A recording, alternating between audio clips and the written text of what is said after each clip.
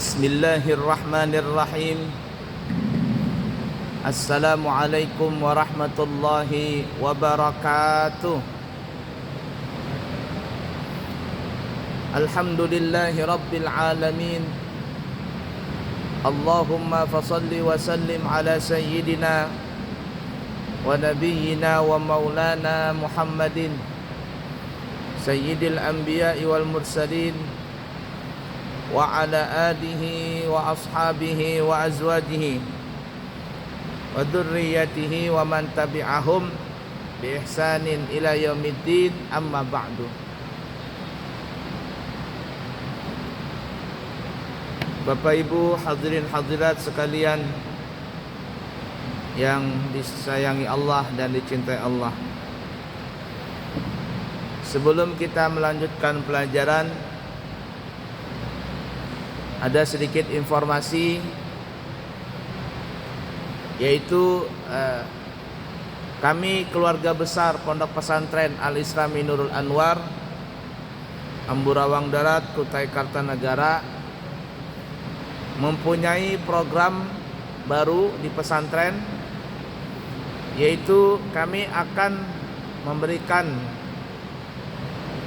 sekolah dan belajar gratis di pesantren bagi anak-anak yang mempunyai dua golongan ini, dua kategori ini. Yang pertama, apabila ada anak yatim. Arti yatim itu adalah anak kecil yang meninggal bapaknya.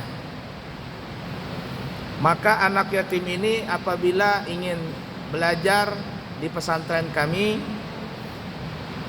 maka kami akan gratiskan dengan dua syarat. Yang pertama, anak itu masih kecil, yakni tingkat SD. Kalau di pesantren namanya tingkat ula. Dan kami terima dari kelas 2. Jadi kelas 1, kelas 2. Karena kalau ingin mendapatkan ijazah tingkat SD atau ula di pesantren, itu minimal belajarnya 4 tahun. Jadi kalau ingin masuk sekolah di pesantren secara gratis, anak yatim tersebut, yakni masuk di kelas 1 atau di kelas 2, pindahan dari sekolah lain kami terima dengan gratis.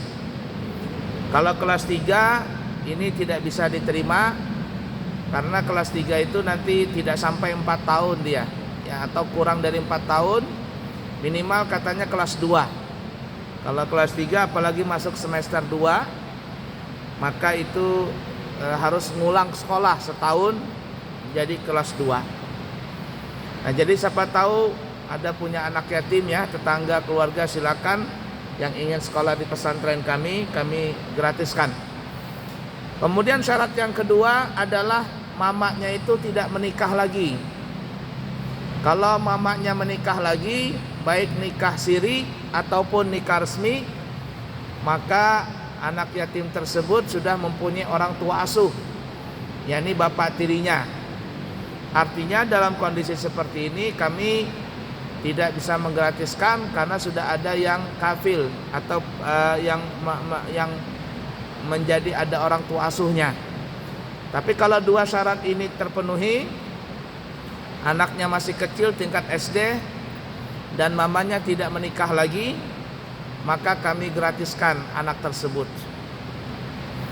Kemudian yang kedua, yaitu du'afa, atau kalau di Balikpapan istilahnya gakin, keluarga orang miskin, masuk kategori keluarga orang miskin. Nah, syaratnya ada dua, yaitu menunjukkan surat bahwa orang tersebut memang gakin. Jadi kalau ada orang memang gakin, ditunjukkan dengan suratnya dari tingkat RT dan kelurahan, sudah kami akan terima.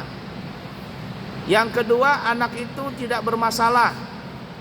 Arti tidak bermasalah artinya anak itu baik-baik saja. Kalau anak itu pandai merokok, suka ngelem, suka begadang malam, nongkrong, main trek-trekan sepeda motor, artinya anak-anak yang bermasalah, yang kita kenal dengan namanya kenakalan remaja. Maka apabila ada anak yang kenakalan remaja ini, walaupun dia punya surat yakin, kami tidak terima. Karena anak-anak yang seperti itu sebenarnya tidak pantas disekolahkan ke pesantren. Sekolahnya pantas itu direhabilitasi saja. Direhabilitasi. Pesantren itu adalah mendidik dan mencetak anak-anak supaya menjadi penerus perjuangan Nabi kita Muhammad SAW di dalam berdakwah. Itu tujuannya. Jadi kalau seandainya anak itu bermasalah, nanti khawatir sebagai pelarian saja pesantren itu. Dan masih banyak sekali, hampir rata-rata kebanyakan kita orang tua menyekolahkan anak itu di pesantren sebagai pelarian. Anaknya sudah tidak bisa lagi diurus, banyak bermasalah, sekolah di sini ditolak, sekolah di sana ditolak, akhirnya dimasukkan pesantren. Lalu tinggal di pesantren itu bikin kacau, tidak mau mentaati peraturan, membangkang, sekolahnya ugal-ugalan, dan akhirnya paling-paling setahun berhenti dia. Karena tidak ada niat ingin belajar betul-betul di pesantren. Nah, jadi kalau ada dua kategori ini, yang pertama anak yatim yang kita sebutkan syaratnya tadi, dan yang kedua du'afa, dan kita juga sebutkan syaratnya, maka silakan kalau ingin sekolah di pesantren kami dengan cara gratis. Kita akan berikan beasiswa, dan insya Allah mudah-mudahan juga sampai kuliah. Ya, sampai kuliah pun kalau kita mempunyai kemampuan, kita akan memberikan beasiswa kepada anak tersebut supaya belajar betul-betul menjadi penerus perjuangan Nabi kita Muhammad sallallahu alaihi wasallam. Nah, oleh karena itu para jamaah, siapa tahu punya tetangga, punya keluarga, ya, siapapun dia, mau dia warga Balikpapan, mau warga Kutai Kartanegara, Handil, Penajam, Samarinda, Bontang, atau dari keluar daerah luar Kalimantan Timur pun juga kami insya Allah siap menerimanya. Nah, jadi seperti itu ya. Kemudian insya Allah nanti kami di bulan September, kurang lebih kalau tidak salah tanggal 14 atau tanggal 15 September, kami akan berangkat umrah kembali membawa jamaah. Siapa tahu ada jamaah yang kepingin berangkat umrah bareng kami di bulan September, insya Allah kami siap menerimanya dan melayani sebagai tamu Allah dan tamu Rasulullah sallallahu alaihi wasallam. Baik, mari kita lanjutkan pelajaran kita. Masih di dalam kitab Qisasul Anbiya yang dikarang oleh Al-Imam Ibnu Katsir, yang bercerita masalah Nabi Allah Musa alaihissalatu wassalam beserta kaumnya Bani Israel. Allah Subhanahu wa taala berfirman di dalam Al-Qur'an, surah Al-A'raf ayat 138. A'udzu billahi minasyaitonir rajim. Wajawazna bi bani Israil al-bahra fa'atau ala qaumi ya'kufuna ala asnamin lahum qalu ya Musa ij'al lana ilahan kama lahum aliha. Dan kami seberangkan dan kami selamatkan Nabi Musa dan Bani Israel, ya. Kami seberangkan Bani Israel ke seberang lautan itu.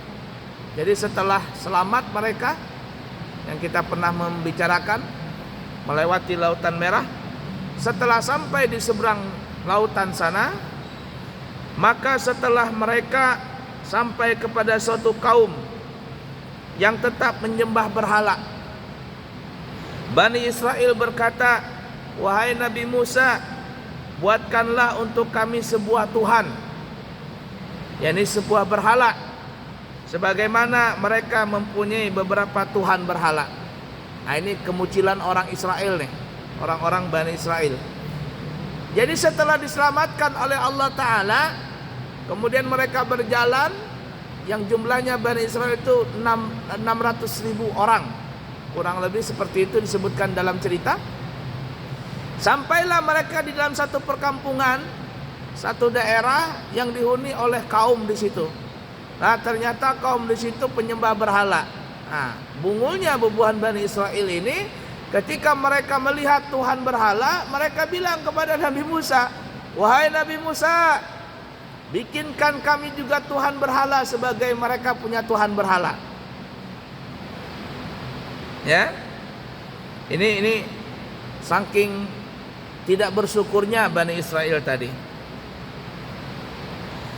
Kemudian di dalam ayat yang lain, surah Al-Kahfi ayat 47-48, Allah Subhanahu wa taala berfirman, "Wa hasyarnahum falam nughadir minhum ahada wa 'uridu 'ala rabbika saffa laqad ji'tumuna kama khalaqnakum awwala marrah bal za'amtum allan naj'ala lakum mau'ida." Dan kami kumpulkan seluruh manusia dan tidak kami tinggalkan seorang pun dari mereka, dan mereka akan dibawa ke hadapan Tuhanmu dengan berbaris. Sesungguhnya kamu datang kepada kami sebagaimana kami menciptakan kamu pada kali pertama. Bahkan kamu mengatakan bahwa kami sekali-kali tidak akan menetapkan bagi kamu waktu memenuhi perjanjian.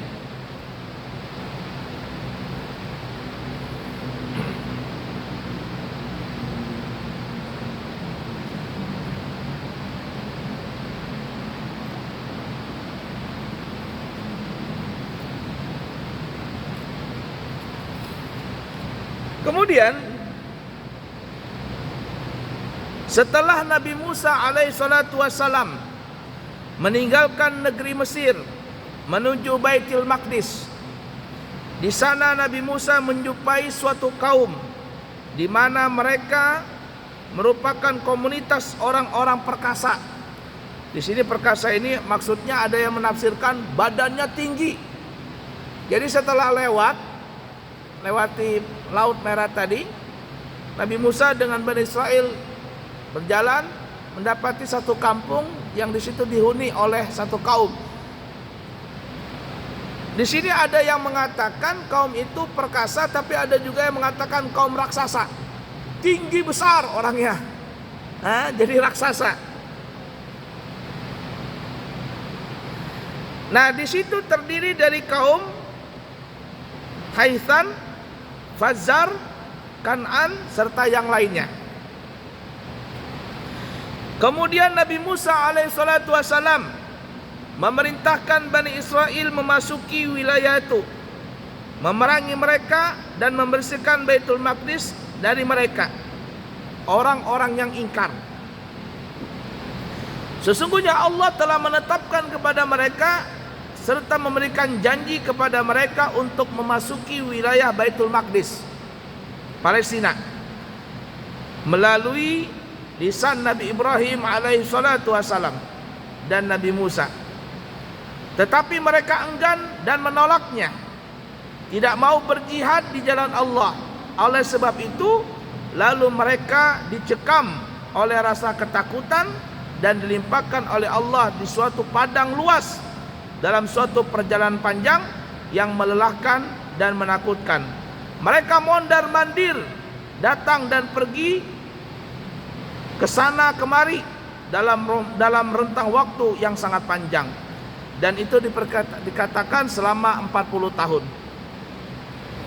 Jadi maksudnya begini ya, setelah Bani Israel tadi kita ceritakan melewati lautan, mereka berjalan, disuruh oleh Allah untuk masuk ke Baitul Maqdis, Palestina. Tapi sebelum sampai ke Palestina, mereka bertemu dengan satu kaum yang kita katakan tadi, ada yang mengatakan badannya raksasa. Badannya raksasa. Nah, Allah memerintahkan kepada Bani Israel, perangi orang-orang itu karena orang-orang ini penyembah berhala. Perangi mereka, maka setelah itu kalian akan bisa masuk ke Palestina, bumi yang dijanjikan oleh Allah, bumi tempatnya Nabi Ibrahim dan keturunan Bani Israel yang berasal dari sana. Karena Bani Israel itu asalnya dari Nabi Ibrahim. Nabi Ibrahim punya anak, punya istri Sarah. Dari pernikahan itu punya anak namanya Ishak. Ishak punya anak lagi namanya Yakub. Yakub mempunyai anak 12 orang, dan 12 orang itulah yang menjadi cikal bakal keturunan Bani Israel sampai di zaman Nabi Musa alaihissalatu wassalam. Allah menyuruh kembali ke kampung halaman kalian, nenek moyang kalian, tapi mereka nggak mau. Ya, dengan cara apa masuk Baitul Maqdis? Perangi dulu tuh orang-orang raksasa, dan Allah akan janjikan kemenangan. Tetapi orang-orang Israel ini tidak mau berperang, tidak mau mengusir orang-orang Bani Israel tadi, mengusir orang-orang yang raksasa tadi. Akhirnya Allah Subhanahu wa taala menjadikan orang-orang Israel ini susah. Padahal Allah janjikan kalau kalian lawan mereka, kalian menang. Tapi Bani Israel nggak mau. Bahkan mereka bilang, engkau saja wahai Nabi Musa yang berperang, kami nggak mau. Orangnya gede-gede begitu, raksasa. Bagaimana kalau kita mau melawan? Nggak berani katanya. Nah, gara-gara itu Allah Subhanahu wa taala mengutuk mereka. Mereka tidak bisa masuk Baitul Maqdis selama 40 tahun, dan dikatakan Nabi Musa pun tidak bisa masuk Baitul Maqdis, sehingga Nabi Musa meninggal dunia bukan di Baitul Maqdis. Kubur Nabi Musa bukan di Palestina. Membangkang dari perintah Allah Ta'ala. Berapa lama mereka mondar-mandir? 40 tahun. Jadi kalau sudah mau mendekati Palestina, umpama berjalan nih, tinggal dikit lagi maju ke Palestina, mereka kecapean istirahat, kita besok lanjutin. Tiba-tiba ketika bangun dari tidur, kembali lagi ke ujung, jauh lagi dari Palestina, berjalan lagi, mau dekat Palestina, kecapean istirahat lagi, tidur, besoknya kembali lagi. Berapa lama itu? 40 tahun, sampai akhirnya Nabi Musa meninggal bukan di Palestina. Gara-gara kaumnya Nabi Musa pun kena imbasnya.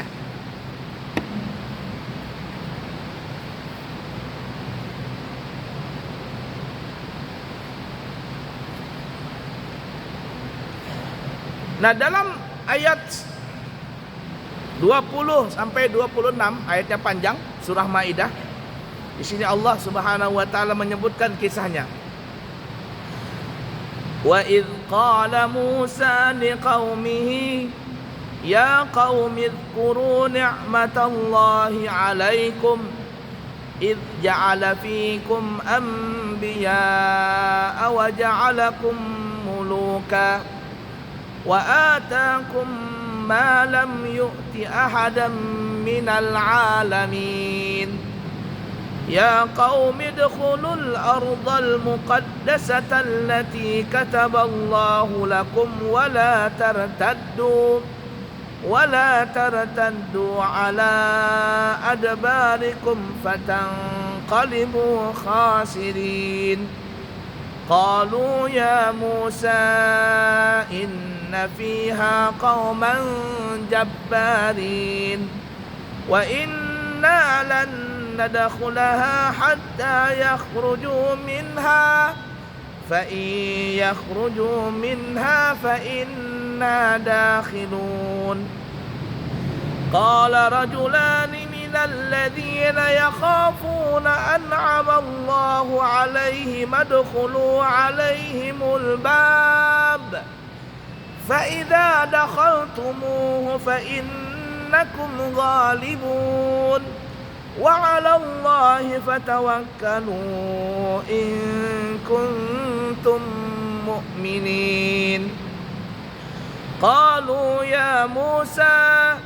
إنا لن ندخلها أبدا ما داموا فيها فاذهب أنت وربك فقاتلا إنا هاهنا قاعدون قال رب إني لا amliku illa nafsi wa akhi fafruq bainana wa bainal qaumil fasiqin. Qala fa innaha muharramatun alaihim 40 sanah yatihuna fil ardi fala ta'sa 'alal qaumil fasiqin.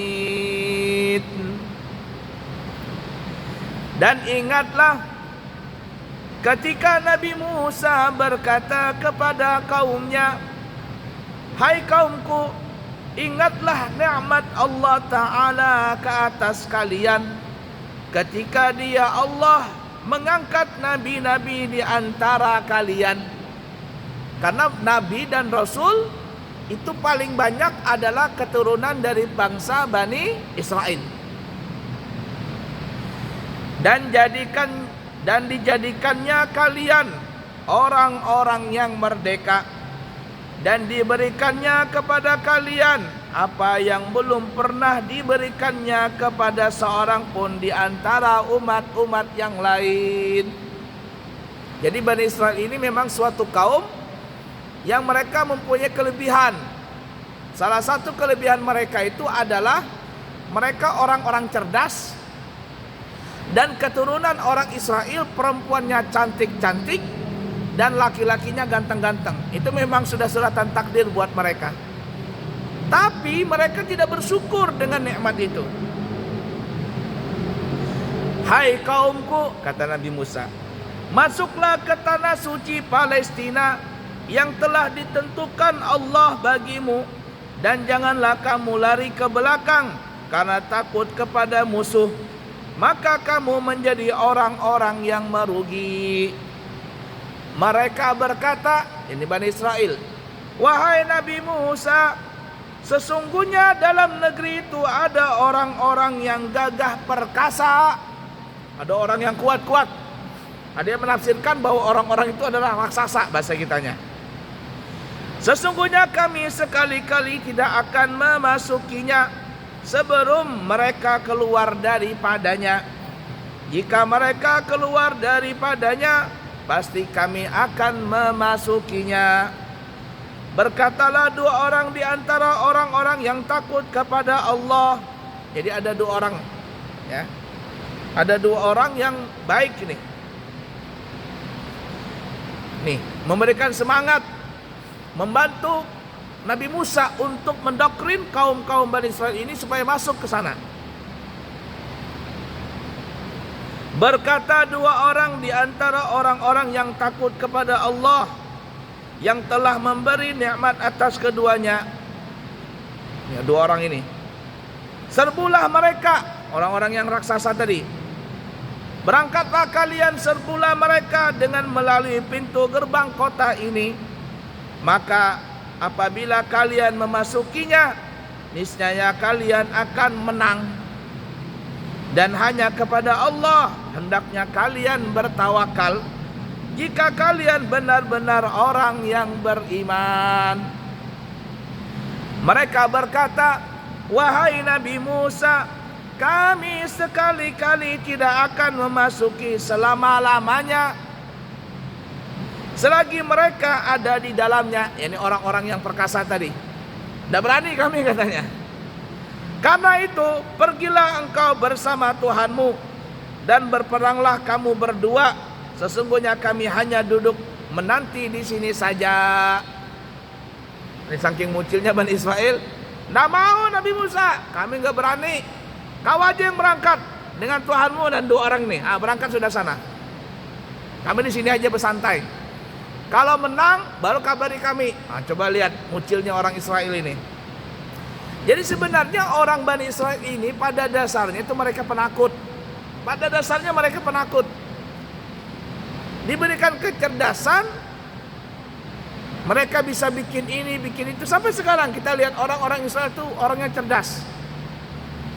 Dia bisa bikin ini, bikin itu, bikin senjata dan sebagainya. Tapi dasarnya penakut. Kalau diajak perang, takut sebenarnya mereka.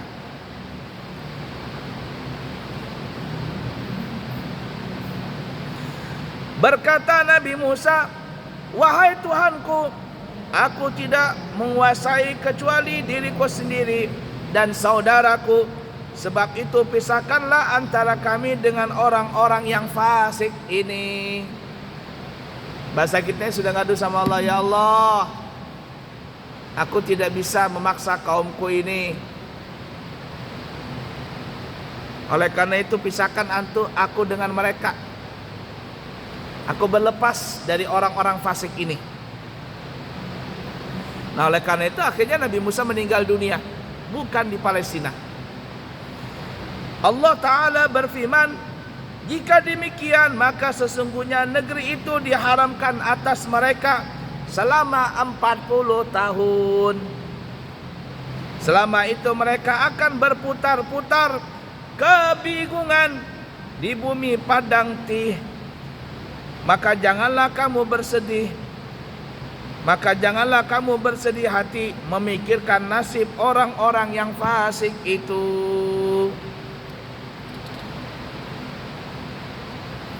Jadi mutar-mutar 40 tahun udah bisa masuk Palestina.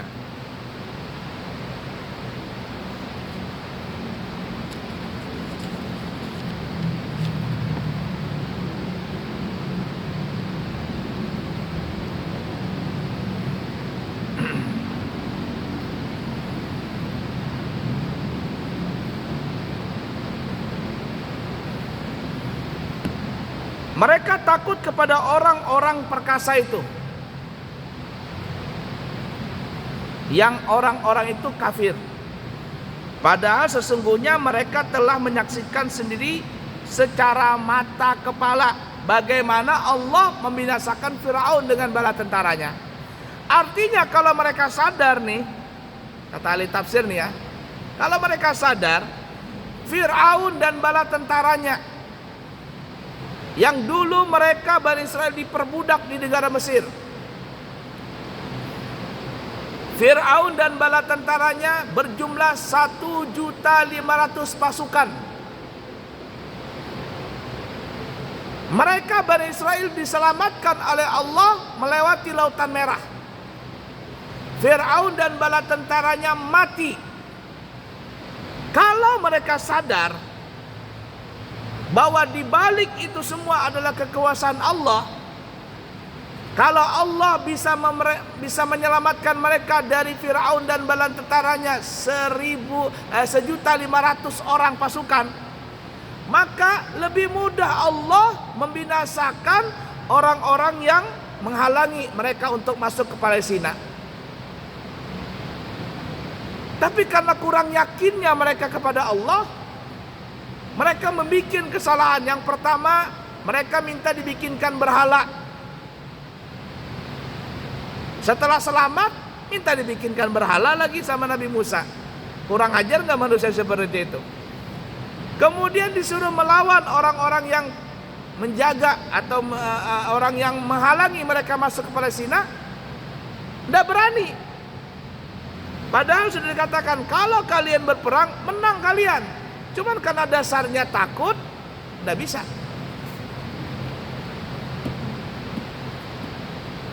Nah, mereka ini tidak mau mengambil pengalaman yang pernah mereka alami ketika menghadapi Firaun dan bala tentaranya.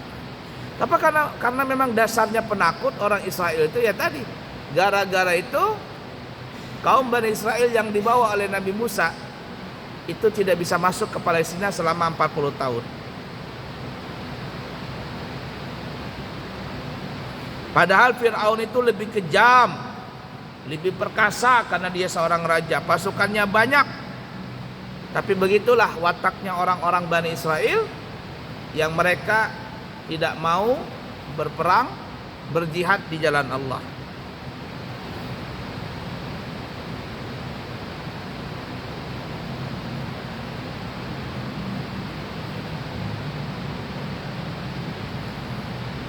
Nah, kita lihat.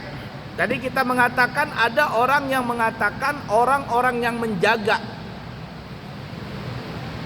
Palestina tadi adalah orang-orang yang badannya kekar. Nah, di sini para ulama ada beda pendapat. Dalam persoalan ini kata Imam Ibnu Katsir, Banyak ahli tafsir menyebutkan beberapa asar yang banyak mengandung kesalahpahaman mengenai berita tentang kondisi fisik mereka yang dinyatakan bahwa postur tubuh mereka itu sangatlah besar, yang kita katakan seperti raksasa. Sampai sebagian mereka ada yang menyebutkan bahwa para utusan Bani Israel yang datang menemui mereka dipungut dengan mudahnya satu persatu lalu dimasukkan ke dalam saku celana. Kurir tersebut berjumlah 12 orang, lalu mereka dibawa menghadap pada raja orang yang raksasa tadi. Raja itu pun berkata, siapa mereka? Ia tidak mengetahui bahwa mereka itu juga anak keturunan Adam. Sampai ia diberitahu bahwa mereka adalah manusia yang sama dengan raksasa itu, anak keturunan Nabi Adam. Semua cerita ini adalah mengada-ngada, khurafat, dan sama sekali tidak benar. Raja itu membawa sebuah anggur pada masing-masing yang cukup mengenyangkan perut mereka. Juga sedikit buah-buahan agar mereka tahu akan kebesaran bentuk tubuh mereka. Cerita itu pun sama sekali tidak benar. Tapi cerita model raksasa ini itu memang disebutkan dalam tafsir ya. Namanya juga kisah Israiliyat. Kisah Israiliyat. Nah, Al-Imam Ibnu Katsir tidak sependapat dengan itu. Yang dimaksud adalah perkasa tadi bukan orangnya raksasa, tapi adalah orangnya itu kuat-kuat. Nah, itu ada di tafsir para Hulabid kalau tidak salah, diceritakan itu. Jadi ada utusan dari Bani Israel sebelum menyerbu, ya, utusan dulu, kita mau serang. Jadi ketika datang utusan Nabi Musa ini memberi kabar ingin membebaskan Palestina dari mereka, ketika masuk, di sini 12 orang ya, masuk ke kampung mereka ini, ternyata orangnya raksasa. Nah, dalam cerita itu mereka nggak dibunuh. Saking besarnya raksasa itu, mereka dimasukkan ke dalam kantong. Ada yang mengatakan kantong baju, kalau dalam tafsir ini dalam kantong celana. Saking kecilnya tuh. Nah, terus setelah itu baru dikasih makan apa semuanya, lalu dipulangkan. Jangan dibunuh katanya, pulangin saja. Biar tahu mereka bagaimana besarnya badan kita ini. Nah, pulang mereka ini baru ngasih tahu sama Bani Israel. Jangan coba-coba melawan mereka, orangnya raksasa begitu, mati semua kita. Al-Imam Ibnu Katsir tidak sependapat dengan cerita ini. Ini berlebihan katanya. Berlebihan. Nah, tapi cerita itu memang ada disebutkan di beberapa tafsir. Biasalah kalau ada beda pendapat di antara ulama itu biasa. Ya, biasa. Ya, kalau ada cerita seperti itu anggaplah sebagai pemanis.